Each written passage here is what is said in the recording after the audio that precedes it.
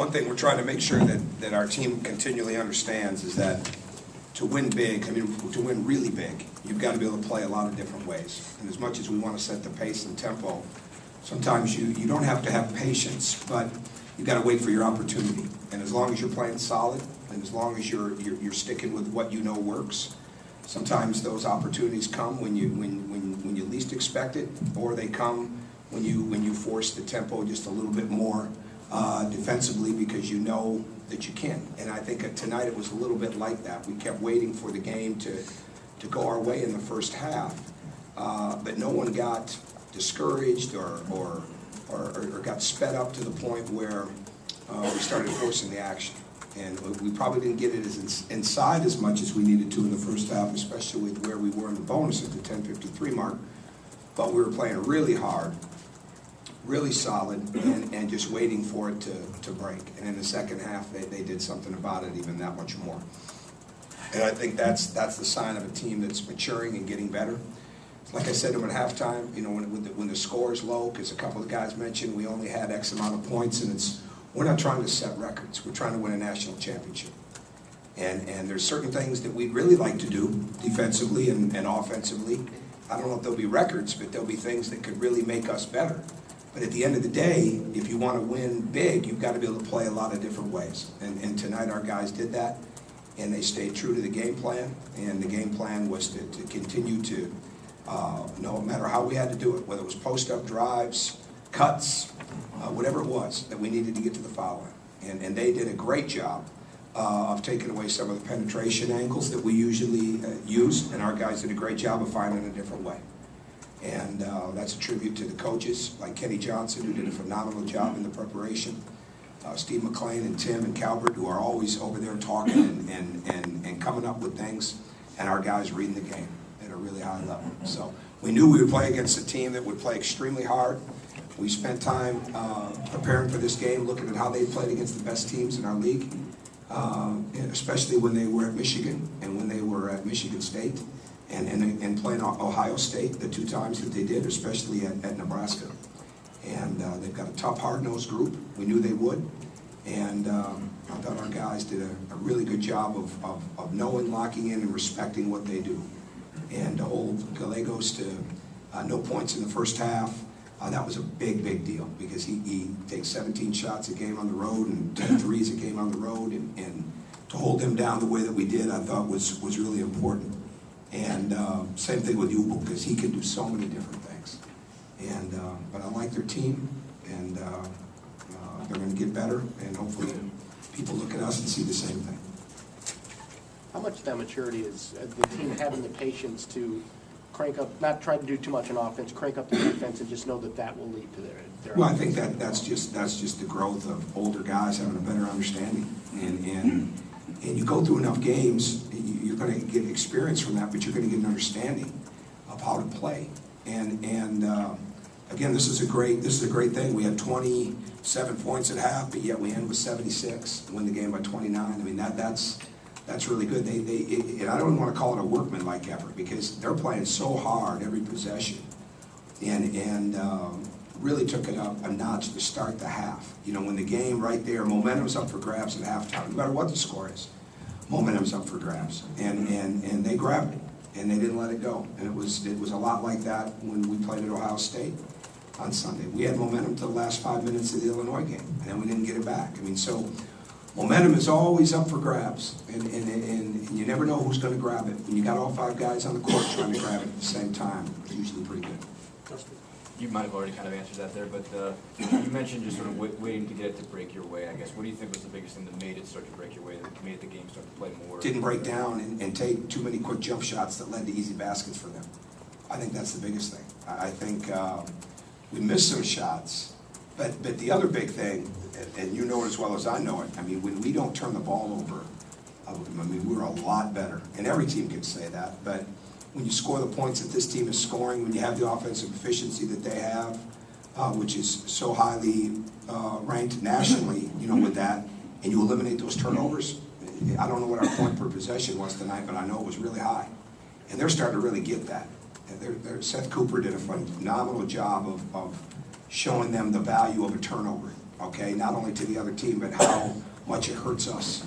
And we had that study for these guys the other day, and then they saw that when we don't turn it over, we're a eye-popping 1.47 points per possession. That's unbelievable. And we felt good about the zone. And in the last 7, 8 games, we've been scoring over 2.5 points of possession against the zone, so we weren't worried if they went to that. And our guys just didn't, they just kept going. They just kept creating it from defense. I think that's the biggest thing. Tom, the way Christian has elevated his game, certainly in the Big Ten play, the last several games, can you talk about that? Well, he gets better all the time. I mean, I think it's easy to lose sight of how far he's come as a player. And I know there were some questions about this yesterday. At the availability, he's come a long, long way. I mean, there's no question about it. And has he gotten a lot taller? No.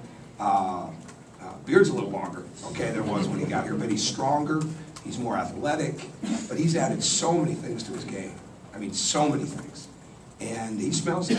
He smells it. I mean, he smells a lot of things right now, I would think. I mean, when he's consistent, he's really, really good. And what he's learned is that he's got really good teammates that he can make better and they can make him better. And when they're all locked in defensively, great things happen. He knows he's money from the foul line.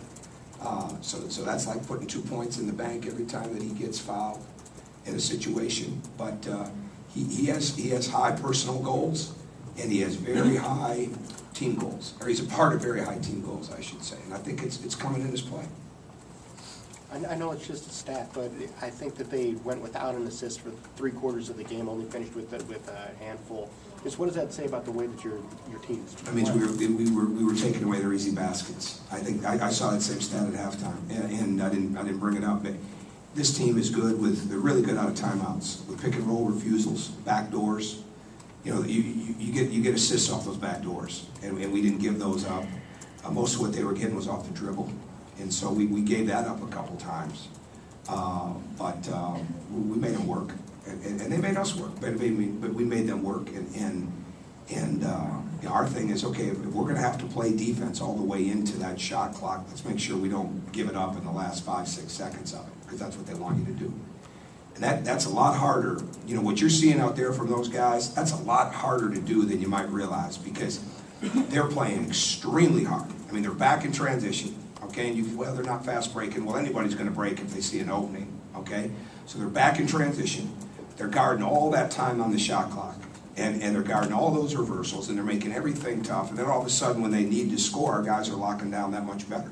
That's the maturity part. It's, you know, we're way better at that than we were 2 weeks ago. 6 points tonight from Remington Able and 3 from Maurice Creek. How big will the production of those guys be? How important that need to be for you guys down the stretch? Everybody that came in, everybody tonight, I looked at this before I came in, everybody was a plus in the plus minus. And that's big. That rarely ever happens. And sometimes you'll have starters that might be a minus. You hope not. But you're going to have guys off the bench that are going to be a minus. And nobody was tonight. Everybody that played impacted the game when they were in. And those two are going to be huge in that area. I thought Derek Elston did an excellent job. Will Sheehy, I mean, again, just look at him as a starter. He does so many things for us.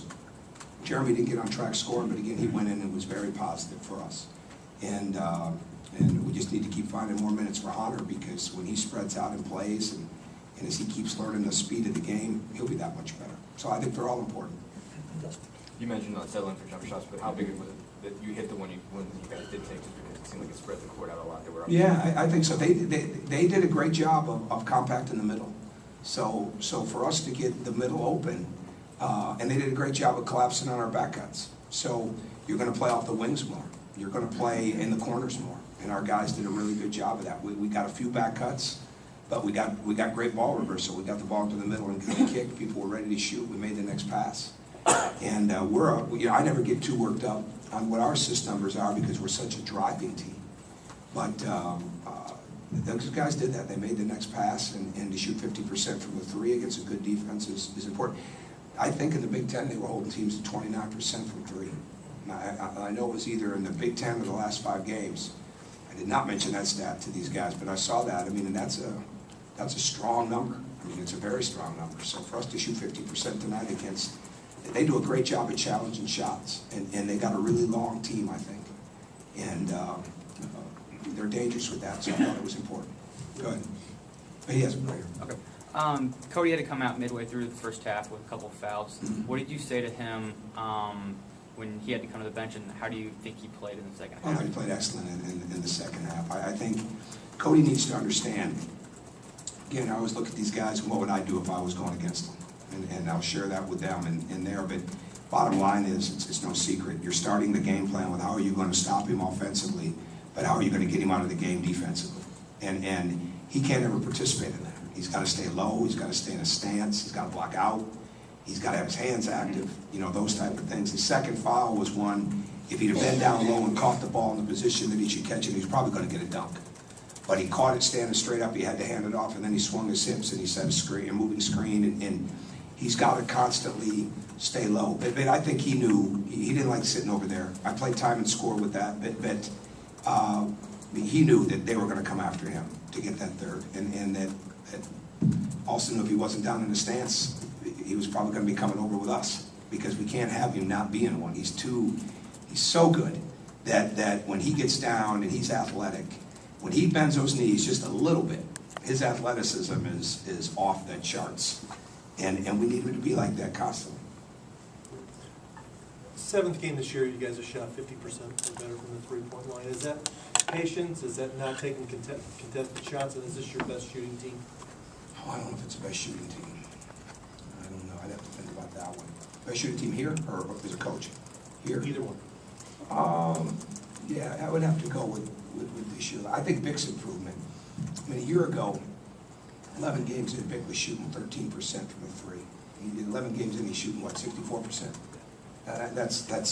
Those are mind-boggling numbers. He was in the high 30s from the foul line, right? Low 40s. Now he's in the 80s. I mean, his improvement, I mean, everybody thinks they see it, but when you look at where it was a year ago to where it is now, it's astronomical. So when he's shooting the ball and when Will's shooting the ball that way, if we get Mo back, then our team has got if we get Mo shooting the ball better, then our team has got a chance to be that much better. I think the best thing for us is we're nowhere near league leaders in attempts, I don't believe.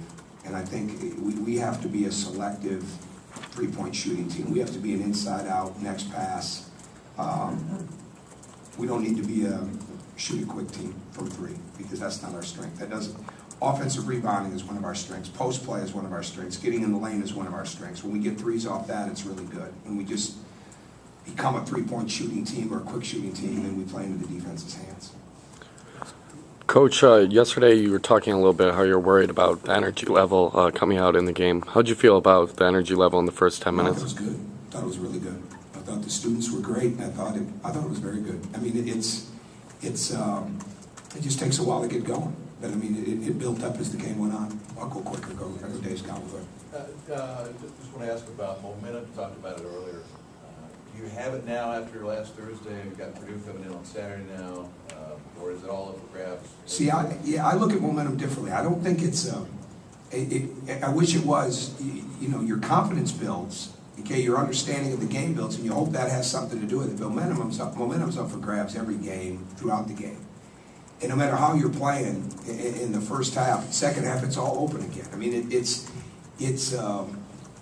you want to feel like you're really getting better, but I think the moment that you start to think that you got something going is the moment you're going to lose it, especially in this league, especially in any high-powered league. But I think it's just constantly, you never know, okay, who can get it for you. And so you got to have everybody that's alert and ready to go. We always talk about the old Scott Skiles phrase, play on demand. You know, for those guys, it's easier said than done. For the guys coming off the bench, you never know who's going to get you momentum. So we look at it, I mean, you can just feel it. You know, you can feel when it's up for grabs, you can feel when you're getting it, you can feel when you're losing it, and I wish it was something that you could carry over, but I don't think it is. I missed one more right here. Good. Early on, when you, as you said, you were sort of waiting for the game to come to your team, Nebraska was racking up quite a few fouls early on and helping you guys get to the line early. How important was that? I think we're helping ourselves. We're drawing the fouls. You know, I think it takes two. You know, it takes the person to foul, it takes the person to draw it. And I think our guys are very conscious of that. And that's very important. I mean, it doesn't matter. You've got to be able to go inside. You've got to be able to get to the foul line. We have so many good foul shooters.